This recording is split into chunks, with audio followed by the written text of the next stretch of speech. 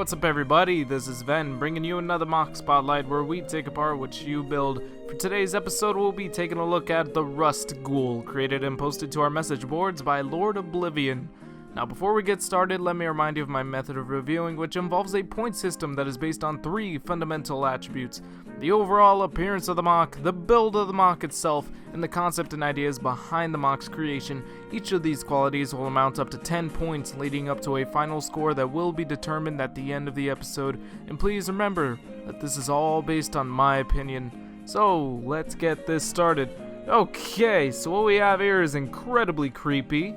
Not much else needs to be said. It's very unsettling. Just look at that face. It's grotesque. It's got big teeth. He's got big blank eyes that match the color of his skin. Like, what the heck is this? Is it even skin? It all looks mechanical to me, which would make sense given the name Rust Ghoul. He's a ghoul made of mechanical parts and he's rusting. Not much rust on this Rust Ghoul though. He actually looks pretty clean. Like, there are little bits of brown that I guess would suggest the rusting, like these rusting antennas and the rusting body. Speaking of which, the torso, really neat shaping, and the texture is just pulled off really well. I'm gonna get more into that in a bit, but man, does this look impressive. This whole design is actually really interesting. There's like consistent amounts of detail in every portion.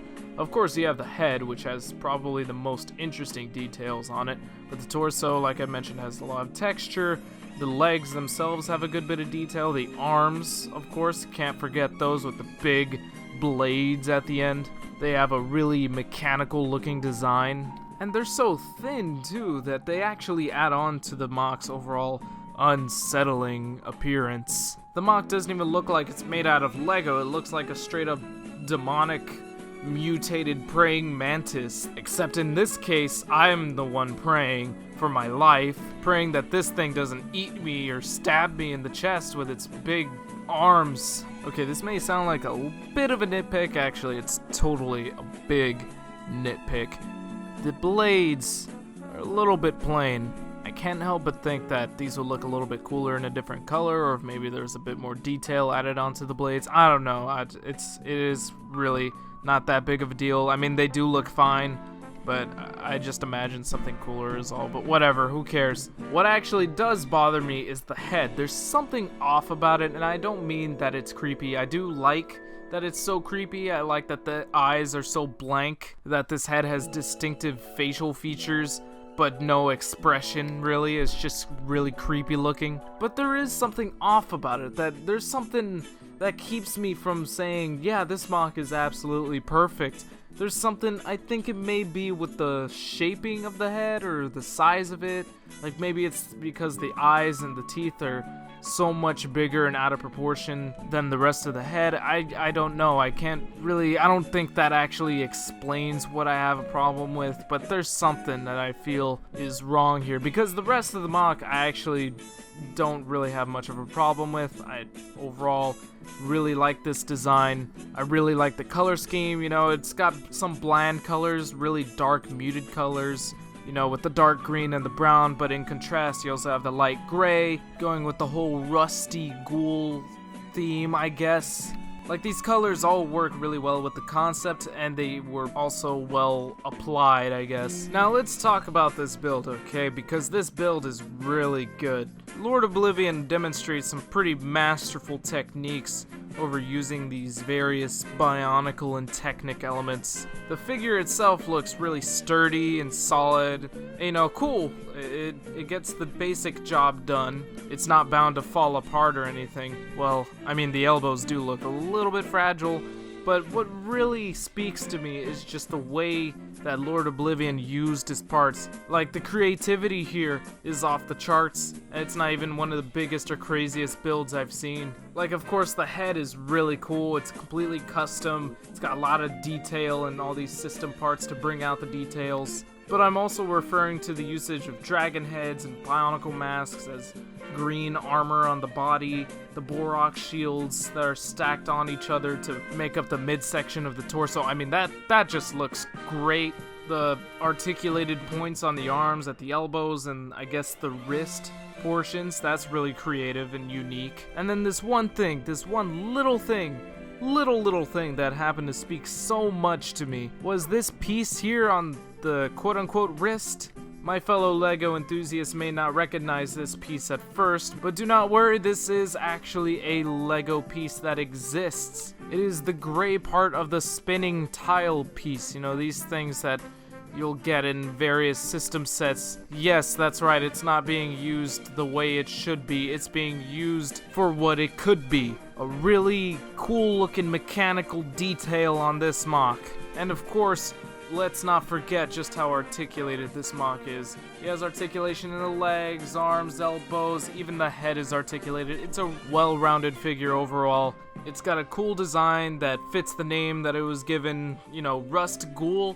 What do you even imagine when you hear the name Rust Ghoul? Well, of course, let's dissect these terms, shall we? So, ghoul would suggest something scary like a ghost. That's pretty much what it means. A ghoul is a ghost, whatever. Some sort of spirit thing. And of course, when we think of rust, we think of metal corroding, you know, rusting away. Actual rust. It's a thing. And then when we look at this thing, we get a really creepy looking robot thing. You know, he's got mechanical parts. He's got these dirty colors, you know, dark green and brown, kind of suggesting the whole rust element. And Lord Oblivion himself also described this thing as being a creature that, word for word, haunts the junkyards. And it's a really cool concept because just from hearing that, I'm already imagining you got this ghost forming itself some sort of tangible body out of all these junk parts at some dump. Like, imagine if they made an industrial version of Luigi's Mansion. It'd be called Luigi's Factory. And you got all these mechanical things just coming to life, wreaking havoc, and Luigi's gotta ditch the old vacuum cleaner because that's not gonna be able to suck up all the mechanical parts. Or what you gotta do is somehow get the ghost out of the mechanical bodies, then use the vacuum cleaner to or you suck the ghost out of the mechanical beings. You know, there's so many ideas that are not really relevant to this review, but I'm gonna tell you right now, I'm gonna cut the crap and move on to the final score so we can wrap up this video. So in terms of appearance, this MOC receives a 9 out of 10.